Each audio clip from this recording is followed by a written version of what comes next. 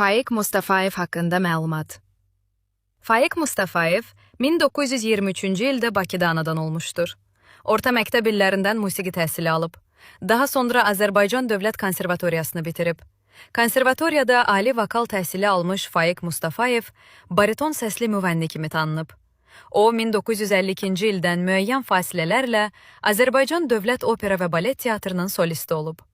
Gür, qara saçlı, iri gözləri, idmançı kimi enli-kürək bədən quruluşuna malik olan bariton səsli müğənni, səhnədə səsini obrazın xarakterinə uyğun olaraq məharətlə idarə edə bilirmiş.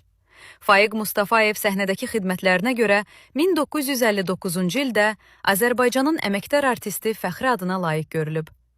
Amma çox təəssüflər olsun ki, Faiq Mustafayev çox az sayda filmlərə çəkilir. Əməkdar artist 1977-ci ildə Sankt-Peterburq qastrol səfərində olarkən qəfildən ürək tutmasından vəfat edir.